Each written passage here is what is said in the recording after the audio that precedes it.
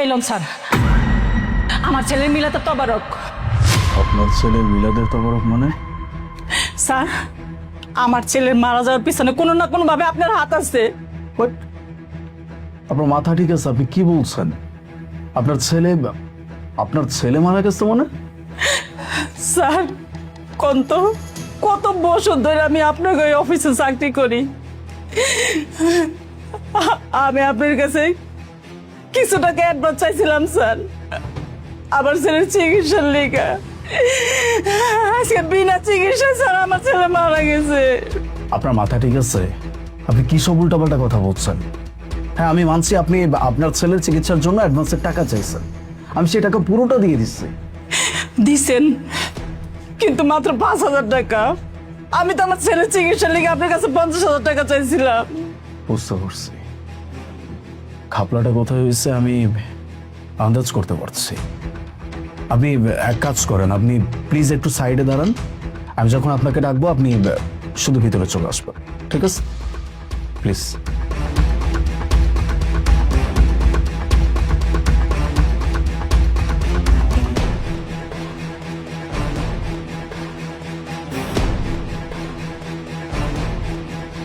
হ্যাঁ মিস মোনা, আপনি একটু আমার কেবিনে আসুন তো। ওকে।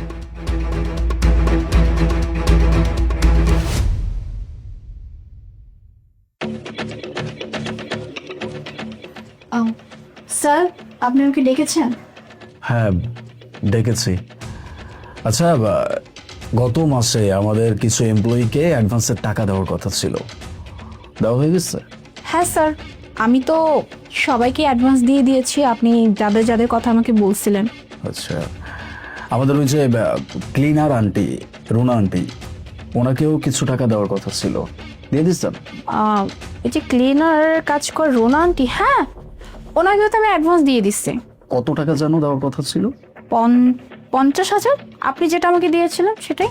50,000, ঠিক আছে। এক মিনিট। আন্টি, ভেতরে আসেন। স্যার, আপনি ওকে কেন এখানে ডাকলেন স্যার? ও এখানে কি করবে? আয় খালা, তুমি এখান থেকে যাও, গিয়ে কাজ করো। এক্সকিউজ মি, ওনাকে ভিতরে আমি আসতে বলছি। ওনাকে যদি এখান থেকে কেউ যেতে বলে সেটা আমি বলবো, আপনি না। যাই হোক, আপনি ওনাকে কত টাকা দিয়েছিলেন জানো? স্যার, আমি তো মাত্র আপনাকে বললাম যে 50,000 টাকা দিয়েছি, যেটা আপনি আমাকে দিতে বলেছিলেন। স্যার, দেখছেন কি মিথ্যা কথা কইতাছে। স্যার 50,000 টাকা দেয় নাই, ম্যাডামে মাত্র 5,000 টাকা দিছে। আরো কি কইছে জানেন?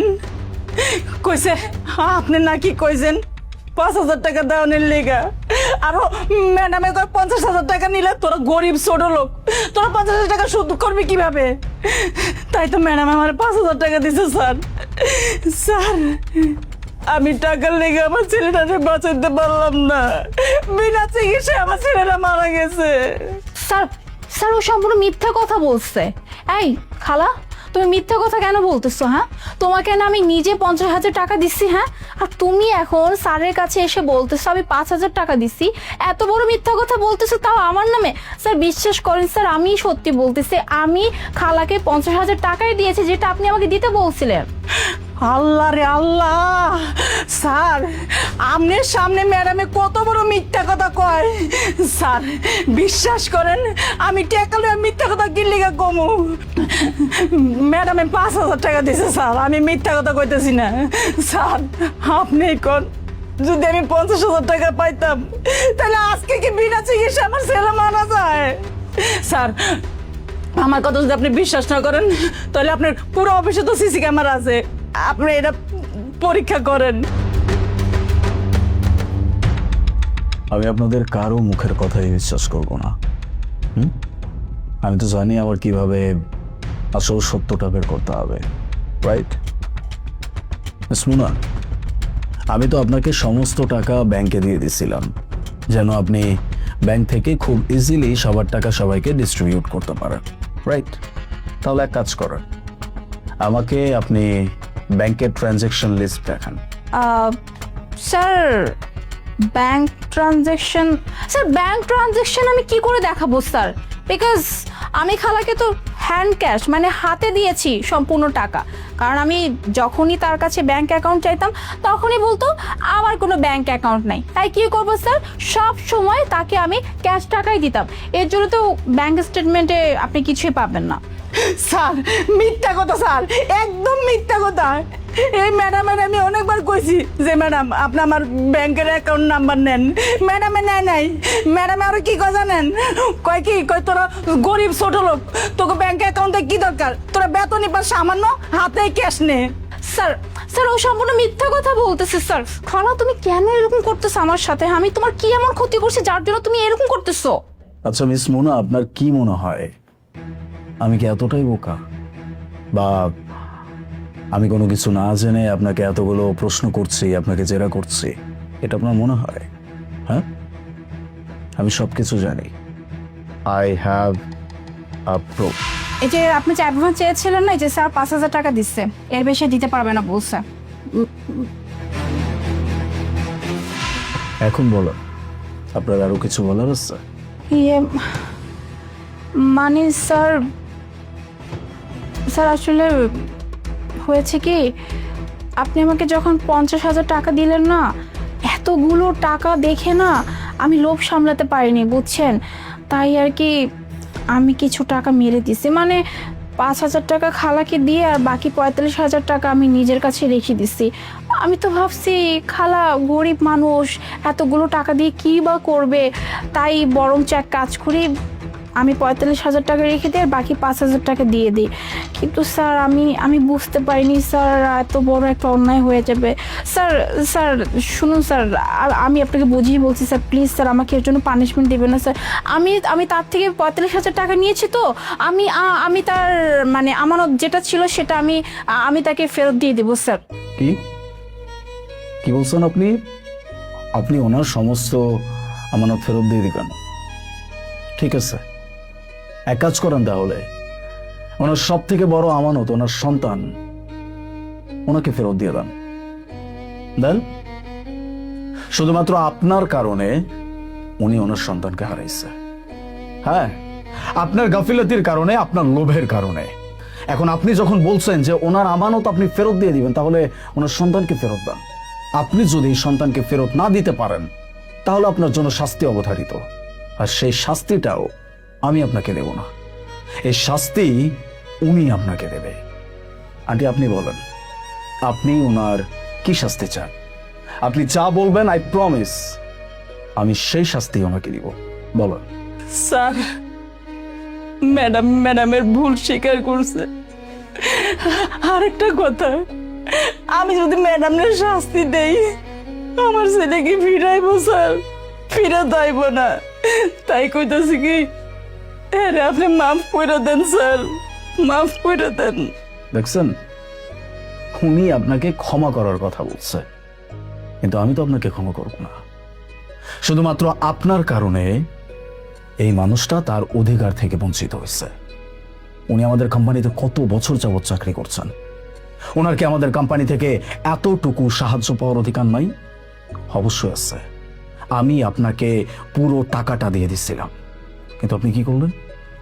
সামান্য কিছু টাকা লোভ সামলাতে না পেরে আপনি সেই মানুষটার টাকা মেরে দিলেন, যার কারণে আজকে সে তার সন্তানের চিকিৎসা না করতে পারায় তার নিজের সন্তানকে হারাইছে। আপনি জানেন আপনি একটা মায়ের বুক থেকে তার সন্তানকে কেড়ে নিচ্ছেন? আপনি কত বড় অন্যায় করছেন? আপনি না একটা কোম্পানির ম্যানেজার, আপনার স্যালারি কত?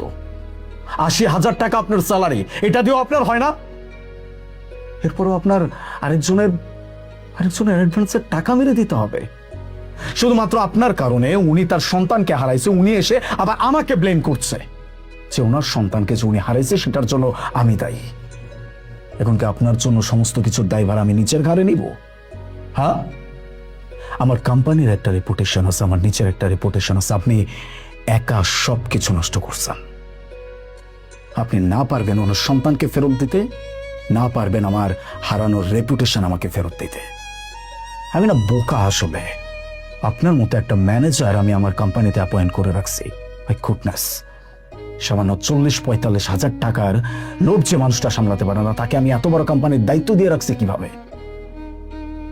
আমি আপনার সাথে কোনো কথা বলতে চাচ্ছি না। উনি আপনাকে শাস্তি না দিলেও আমি আপনাকে ছাড়বো না, আমি আপনাকে ক্ষমাও করব না।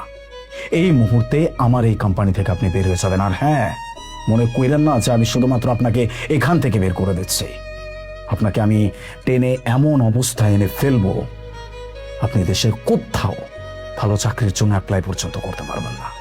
যাক, sir sir please sir, sir আপনি আমার কাছ থেকে জবটা নেবেন। আমি তো বললাম স্যার, আমি ওনার টাকা সব ফিরিয়ে দিব স্যার। একটা ভুল হয়ে গেছে স্যার, প্লিজ স্যার আমাকে ক্ষমা করে দিন স্যার, আমাকে আরেকটা বার সুযোগ দিন স্যার প্লিজ। আমি আপনাকে এখান থেকে চলে যেতে বলছি। Just leave.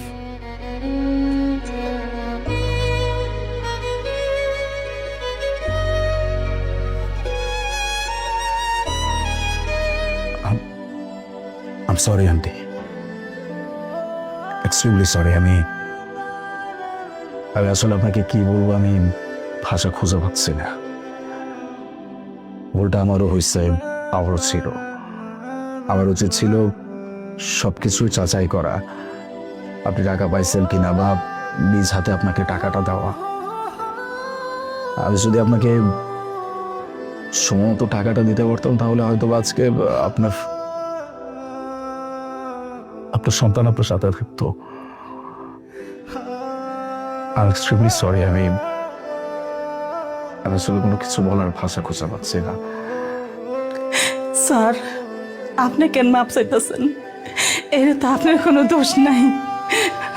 বরং আপনি আমারে মাফ করে দিন স্যার, আমি আপনারে ভুল বুঝছি, আমারে মাফ করে দিয়ে। আমি আপনাকে কথা দিচ্ছি,